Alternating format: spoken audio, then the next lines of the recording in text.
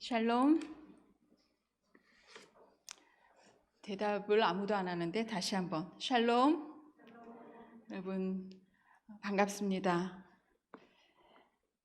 오늘 우리가 함께 읽은 말씀 가운데 몇 단어를 키워드로 주요 단어로 우리가 알고 그 단어를 중심으로 함께 말씀을 읽고 배워보는 시간을 갖도록 하겠습니다. 먼저 12장의 형제들아 라고 하는 형제에 여러분 동그라미를 쳐놓으시기 바랍니다. 자, 히브리서 말씀은 형제들에게 얘기를 하고 있습니다. 그 다음에 같은 절에 12절에 믿지 아니하는 마음, 믿지 아니하는 악한 마음에 동그라미를 쳐보시기 바랍니다. 그 다음에 13절에 오늘에 동그라미를 치십시오. 그 다음에 그 절에 피차 권면이라고 하는 단어에 동그라미를 하시기 바랍니다. 마지막으로 18절에 순종하지 아니하는 자들에 동그라미를 쳐놓으시기 바랍니다. 오늘 이렇게 우리가 함께 이 단어들을 키워드로 해서 오늘 함께 읽은 말씀을 우리가 배워보도록 하겠습니다. 여러분, 오늘 이 본문에서는 형제들에게 얘기를 하고 있어요. 여러분, 형제라고 하면은 부모님이 같은 사람이에요. 그렇죠? 엄마, 아버지가 같은 사람. 그런데 엄마, 아버지가 안 같아도 형님하고 그렇죠? 모이는 조직이 있어요. 의리로 뭉친 조직 폭력배들, 그렇죠? 뒷동네 깡패들, 그리고 또 뭐 칠공주들 보면 엄마 아빠가 다른데도 서로 형님, 큰형님 부르고 언니, 왕언니 이렇게 불러요. 그렇죠? 그런데 오늘 여기서 얘기하는 형제들은 그런 차원에서 얘기하는 형제들이 아니에요. 어떤 조직이라든가, 그렇죠? 어떤 이념이라든가, 어떤 목적이 같아서 모인 사람들이기 때문에 형제들, 조직폭력배라서 형제들이라고 하는 게 아니라 이 본문에서는 우리 육신의 부모님은 다르지만 우리가 하나님 안에서 하나님을 아버지로, 그렇죠? 영접한 사람들은 이제 우리가 주님 안에서 형제가 됐다는 거예요. 저희 아버지랑 우리 은수 아버지가 다른 분이시지만, 어머니가 다른 분이시지만 우리가 주님을 만나서 주님 안에서 주님이 나의 아버지가 되셨고 주님이 나를 주님의 딸로 부르셨고 우리 은수를 주님의 딸로 부르셨기 때문에 이제는 우리가 주님 안에서 한 식구가 된 거예요. 우리끼리는 여자니까 형제라고 하면 자매라고 하겠죠. 우리 수연이도 그런 의미에서 저랑 자매가 된 거예요. 그렇죠? 우리가 식구가 된 거예요. 오늘 이 본문에 보니까 이 본문에서 말하는 그 청중, 듣는 대상은 하나님을 모르는 사람이 아니에요. 하나님을 알고 심지어 그 하나님을 아버지라고 고백한, 그래서 우리끼리 우리식으로 얘기하면 교회 다니는 사람을 얘기하고 있는 거예요. 교회 다니고 있는 사람들에게 형제들아 그러면서 지금 뭐라고 얘기를 하냐면, 혹시 형제들아 지금 너희들 가운데 이 자리에 앉아있는 사람들 가운데 믿지 아니하는 악한 마음을 품고 있다면, 여기서 악한 마음을 품고 있다면 했는데 그 악한 마음이 어떤 마음이래요? 구체적으로 믿지 못하는. 여러분, 우리가 교회를 다니지만, 그렇죠? 그래서 와서 예배를 드리고 찬송을 부르고 기도를 하고 설교를 듣지만, 그러나 우리가 진짜 하나님을 믿지 못하고 있다면 우리가 악한 마음을 가지고 있다는 거예요. 그리고 그것에 대한 결과는 뭐예요? 하나님으로부터 떨어진다고 하는 거예요. 우리가 하나님의 말씀을 듣고 그 말씀으로 감동을 받아서 은혜를 받았다고 하면서도 그 말씀을 붙들고 그 말씀을 신뢰하고 그 말씀을 살아내지 못하면 우리가 진짜 믿는 게 아니라고 하는 거예요.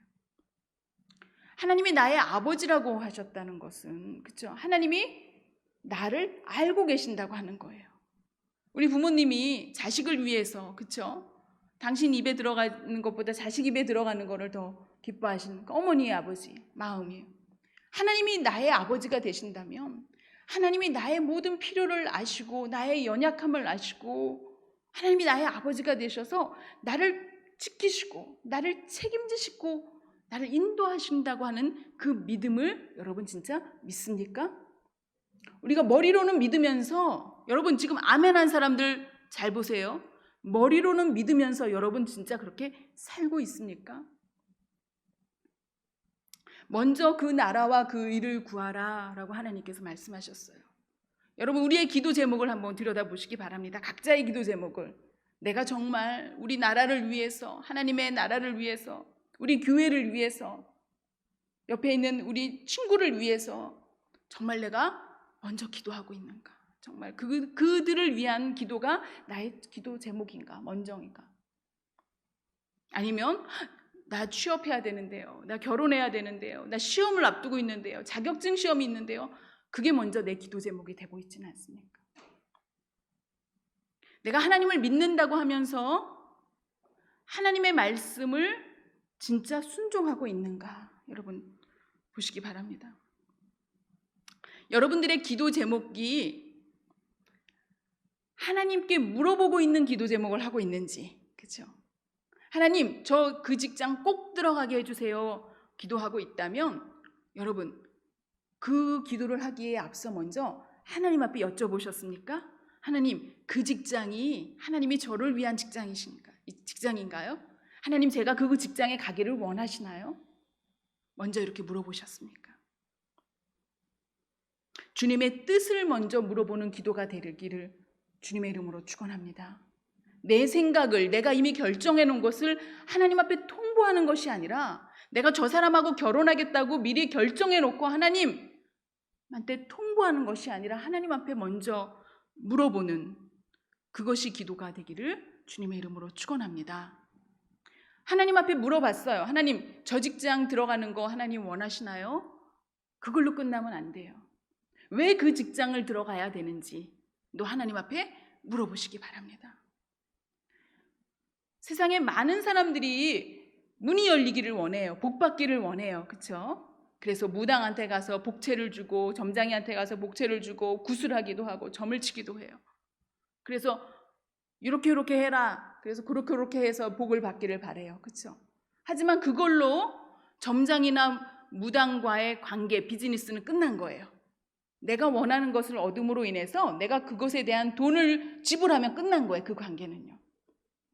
혹시 여러분이 하는 헌금이, 여러분들이 하는 교회 헌신이 무당에게, 점쟁이에게 복채를 갖다 바치듯이 이거 하면 복 주시겠지 하는 그런 의도로, 그런 기대를 가지고 하는 것은 아닙니까? 여러분, 우리의 기도 제목이 내가 이 직장을 들어가야 되는 것이, 아니면 그 사람과 결혼하는 것이, 내 진로가 이 길로 가고 싶은 것이 왜인지 물어보시기 바랍니다. 그 궁극적인 목적은 하나님이 내가 그곳에서, 혹은 내가 그 사람과 한 가정을 이루어서 하나님의 뜻이 이루어지기를 바라시기 때문입니다. 하나님의 뜻이 무엇이에요? 추상적인 것이 아니에요. 하나님의 뜻은 내가 그 직장에 들어가서 빛과 소금의 역할을 하는 거예요. 하나님이 예비하신 배필을 만나서 그 사람과 결혼해서 그 사람에게 내가 빛과 소금이 되는, 그 사람에게 연약한 부분, 하나님이 나를 통해서 채워주시려고 만나게 하신 부분이 있지 않나. 여러분, 하나님 앞에 물어보는 저와 여러분이 되기를 주님의 이름으로 축원합니다. 오늘 바로 이 본문은 형제들아 그러면서 예수님을 믿는다고 생각하는 사람들, 그래서 교회 안에 앉아있는 사람들한테 얘기를 하는 거예요. 교회 안에 앉아있으면 이미 다 믿는 줄 알았는데, 그렇죠? 그리고 하나님을 신뢰하는 줄 알았는데, 하나님을 순종하는 줄 알았는데, 이미 이 히브리서 시대에도 그렇지 않았다는 거예요. 하나님을 믿는다고 하고 교회 나오고 하나님을 부르고 기도를 하지만 여전히 믿지 못하는, 그래서 결과적으로는 순종하지 않는, 그래서 그거를 악한 마음이라 그랬어요. 믿지 못하고 순종하지 못해서 결과는 뭐예요? 하나님으로부터 떨어진다는 거예요. 여러분, 하나님을 모르는 사람이, 교회 다니지 않는 사람이 하나님으로부터 떨어지는 것은 큰일이 아니에요. 그렇죠? 정말 안타까운 것은 평생 하나님을 믿는다고 자기도 생각하고 살았는데 진짜 하나님을 믿지 못했던 거였다면 결과는 하나님으로부터 떨어질 수밖에 없다는 거예요. 사탄은요, 지금 이 순간에도 쉬지 않고 하나님을 믿는 사람들, 하나님을 아버지라고 부르는 사람들, 그래서 우리가 서로 형제라고 부르고 있는 우리 교회 안에 사탄은 공격을 하고 있습니다. 구체적으로 얘기해 볼까요? 여러분, 시편 150편 중에 가장 많은 시편을 쓴 사람이 다윗이에요. 다윗은 어린 목동일 때부터 하나님이 그를 어떻게 지키시는지를 체험한 사람이에요. 우리가 잘 알고 있는, 그쵸? 블레셋 장수 골리앗을 돌멩이로, 그쵸? 물리친 그 어린 소년의 그 용맹이 어디서 나왔어요? 많은 사람들이 말렸어요. 사울 왕까지도 야, 꼬맹이가 나가서 어떻게 저 거인을 물리칠 수 있어? 말렸을 때 그는 당당했어요. 왜? 경험이 있기 때문에. 어린 꼬맹이였을 때 들판에서 밤에 춥고 무섭고 맹수가 나타나서 양을 잡으러 막 달려들 때 맨손으로 돌팔매질을 하면서 양을 지키려고 했을 때 하나님이 자기를 어떻게 도우셨는지 그 어린 소년이 체험이 있기 때문이에요.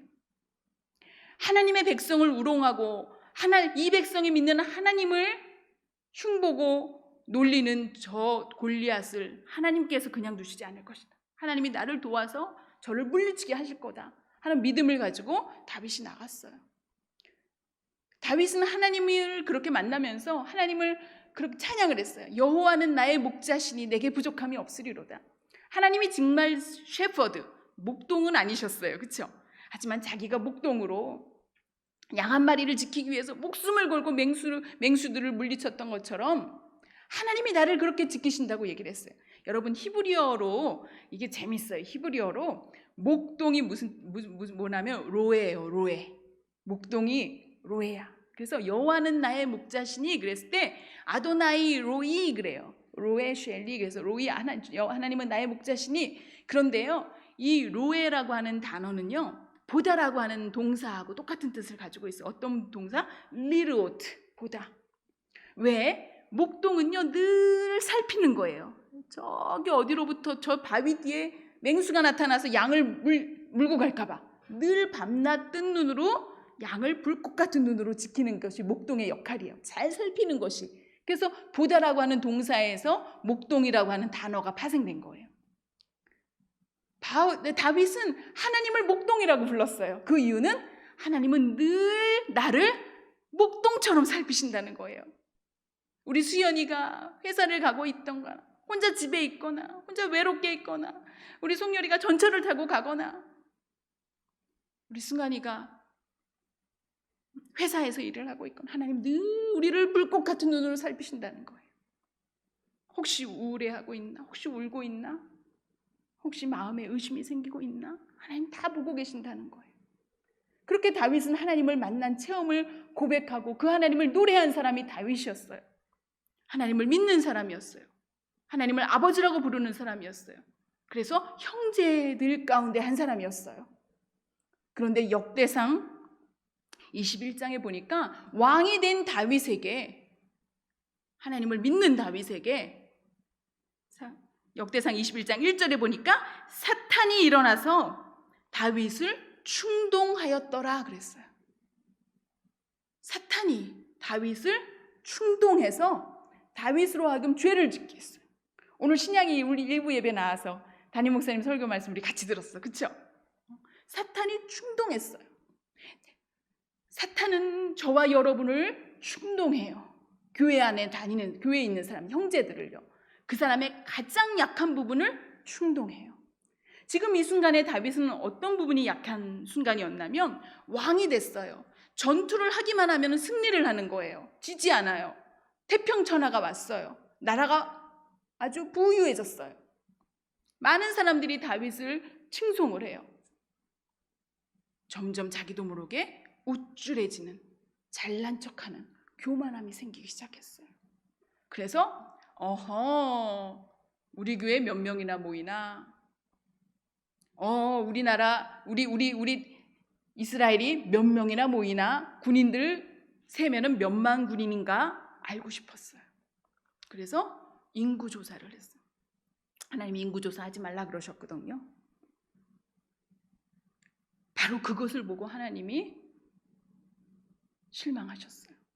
그래서 결론적으로는 그 일로 인해서 3일 동안에 이스라엘 땅에 전염병이 돌아서 3일 만에 몇만 명이 죽었대? 7만 명이 죽는 끔찍한 일이. 우리 지금 코로나 바이러스로 지금 한 6, 7개월 가고 있는데 다행히도 우리나라 아직 그쵸? 1000명이 안 돼요. 500명이 안 됐어요. 근데 3일 만에 7만 명이 죽는 그 원인이 뭐가 됐어요? 하나님을 사랑하는 사람이었던 다윗이 순간의 우쭐함으로 그 우쭐함을 사탄이 충동을 해서 하나님을 거역하게 했던 것을 여러분 보시기 바랍니다. 오늘 저와 여러분이 하나님을 믿는다고 하면서도 여전히 우리의 연약함이 있다면 여러분 그 연약함을 우리는 극복할 수가 없어요. 교회 와서 예배를 드리고 찬양을 듣고 부르고 설교 말씀을 들을 때는 눈물도 찔끔 나고 감동을 받는 것 같지만 문을 열고 나가는 순간에 더 이상 우리가 우리의 연약함을 스스로 이겨낼 수는 없어요. 사탄은 너무나도 잘 알아요. 어떤 사람에게는 그 사람이 합리적인 이성이 연약함일 수도 있어요. 하나님을 믿는다고 고백하고 찬양을 하고 교회 나오고 엄마 뱃속부터 교회 나오면서 지금 이 자리에 앉아 있지만 너무 똑똑해서 야, 하나님이 어떻게 천지를 창조하셔? 어떻게 죽은 사람을 살릴 수가 있어? 어떻게 홍해가 갈라져? 전설일 뿐이야. 착각한 거겠지, 착시겠지. 너무 똑똑함이 그 사람에게는 연약함이 될 수도 있어요. 어떤 사람에게는 자기의 고집일 수도 있어요. 하나님의 말씀은 그렇다고 써있긴 한데 나는 내 뜻대로 하고 싶어. 하나님은 그 길로 가지 말라고 하셨지만 그런데 나는 한번 이렇게 해보고 싶어. 여전히 고집 부리고 있다면 고집이 그 사람에게 연약함이에요. 어떤 사람은 게으름이에요. 아우, 주일날만 되면 더 자고 싶어요. 게으름도 나의 연약함이 될 수 있어요. 어떤 사람은, 특별히 우리 청년들은 혈기왕성한 청년들이에요. 그래서 남자는 여자랑 자고 싶고 여자는 남자랑 자고 싶어요. 우리 교회는 여자끼리 자고 싶거나 남자끼리 자고 싶은 사람 없죠? 그러면 큰일 나. 하지만 남자가 여자를 좋아하고 여자가 남자를 좋아하는 거는 자연적인 거예요. 만약에 그렇지 않다면 저랑 병원을 가야 돼요. 하지만 그 욕구를 절제하지 못해서 포르노 사이트에 탐닉을 한다거나 성매매를 한다거나 그 사람의 연약함이 바로 그거예요. 어떤 사람은 상처, 열등감일 수가 있어요. 우리 집은 너무 가난해서. 나는 엄마 아빠가 너무 일찍 돌아가셔서. 나는 너무 공부를 못해서. 고등학교도 겨우 졸업해서. 그 사람의 열등감일 수도 있어요. 어떤 사람은 돈일 수도 있어요. 내가 하나님을 믿는다고 하면서도 10의 1조를 하나님의 것을 구별해서 드리는 것이 아직도 안 되는 사람이 있어요. 내가 돈을 모아야 되는데, 결혼도 해야 되는데, 주택부금도 벌어야 되는데 하나님을 정말 믿습니까? 하나님이 나를 책임지신다. 하나님 앞에 순종하면 하나님이 나의 삶을 책임지신다고 하는 것을 정말 믿습니까?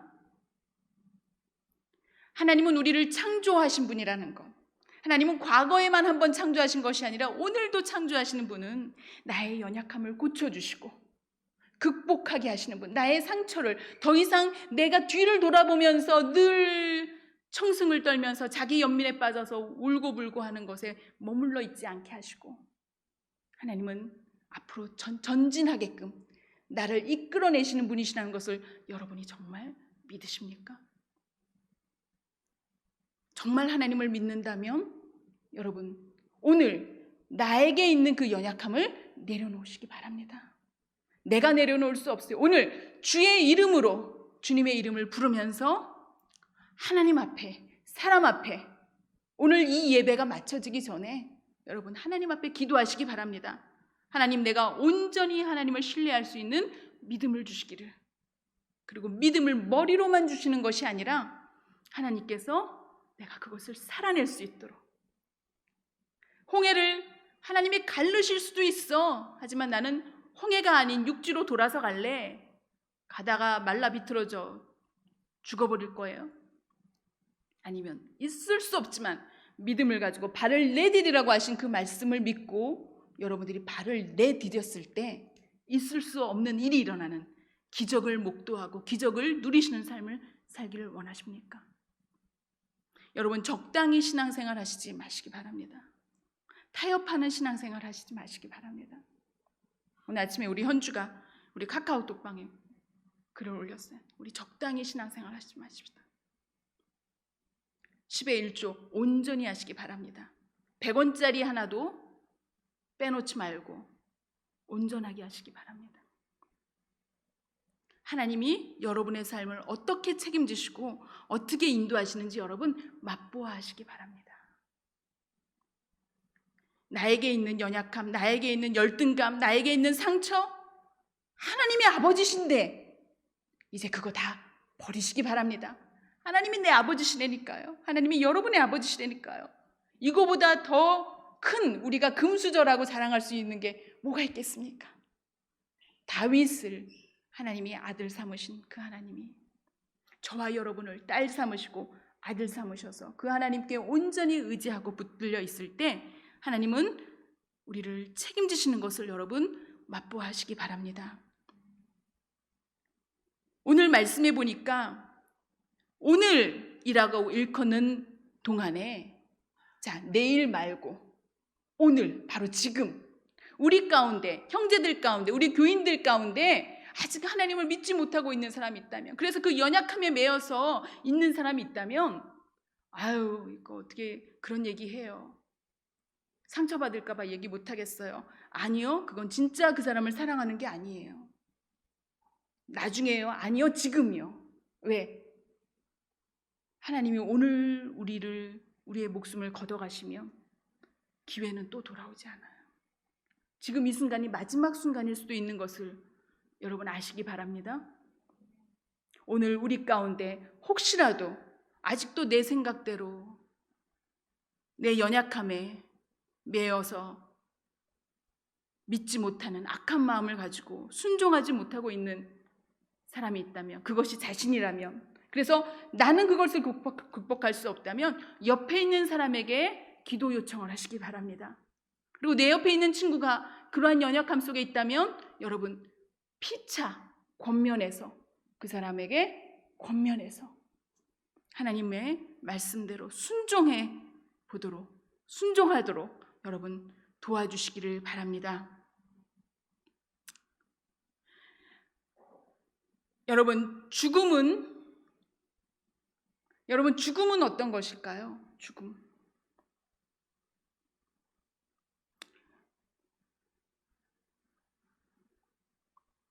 죽음을 못 가요. 인성이 죽음이 뭐예요? 좋은 거예요? 나쁜 거예요? 한 번도 생각 안 해봤어요. 여러분 죽음 앞에서 우리가 곡할 일입니까? 죽음 앞에서 우리가 꺼이꺼이하고 울 일입니까? 물론 죽음이라고 하는 것은 더 이상 그 사람의 얼굴을 대면할 수 없는 그렇죠? 단절의 고통을 수반하는 일이에요. 더 이상 같이 앉아서 밥을 먹을 수가 없어요. 같이 재밌는 얘기를 나눌 수도 없고요. 그런 안타까움이 있어요. 그런 아쉬움이 있고요. 죽음 이후에는 다시 볼 수 없는 그리움이 있어요. 그렇죠? 그런데 여러분, 저와 여러분이 하나님을 만난 사람들이라면 죽음 앞에서 우리가 곡할 일입니까? 지금 죽은 저 사람이 진짜로 하나님을 만난 사람이었다면 진짜로 하나님을 믿고 하나님을 신뢰하고 하나님 앞에 순종하다가 죽은 사람이라면 우리는 그 죽음 앞에서 곡할 이유가 없어요. 그런데 그 사람이 진짜 하나님을 믿었는지 그래서 하나님 앞에 구원 얻었는지 안 얻었는지는 우리가 판단할 수 있는 일은 아니에요. 그렇죠? 구원은 하나님 앞에 있기 때문이에요. 그 사람의 중심은 하나님만 아시는 거기 때문이에요.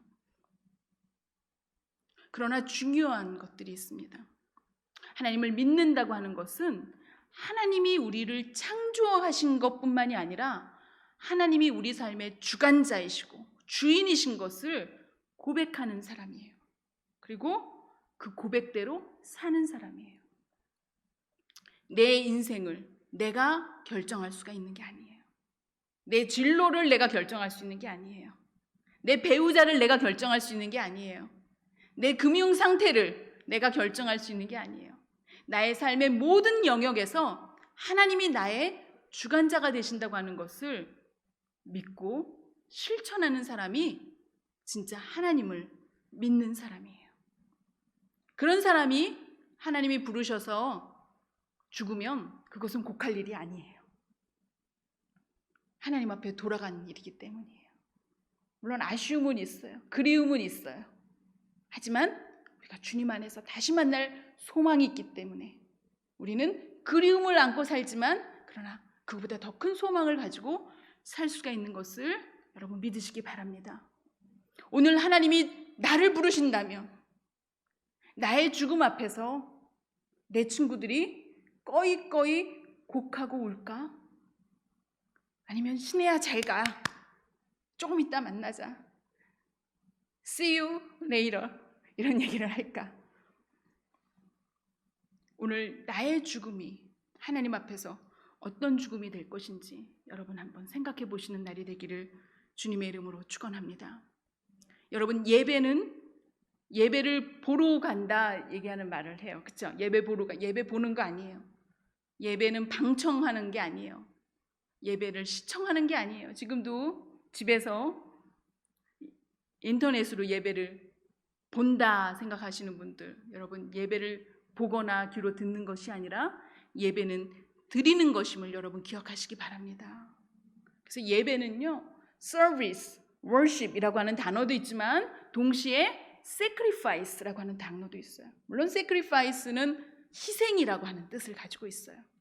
희생은 나의 모든 시간 중에 제일 좋은 거, 구별한 시간, 나의 모든 것 중에 가장 좋은 것을 구별해서 하나님 앞에 희생해서 드리는 거예요.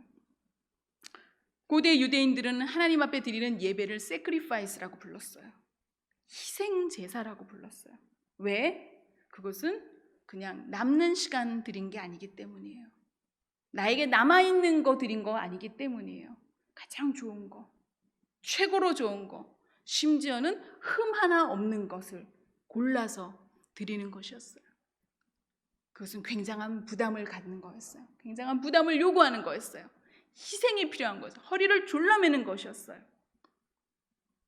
그것을 그들은 하나님 앞에 드리는 예배로 이해를 했어요. 오늘 저와 여러분이 지금 이 자리에 나와 있습니다. 어떤 마음으로 하나님 앞에 예배 드리고 있습니까? 오늘 좀 시간이 됐기 때문에 나와 있습니까? 아니면 그럼에도 불구하고 가장 우선순위로 하나님 앞에 예배 드리고자 이 자리를 구별하여 나와 있습니까? 이 자리에 앉아는 있지만 여전히 휴대폰을 들여다보고 다른 생각을 하고 빨리 끝났으면 좋겠고 하고 있습니까?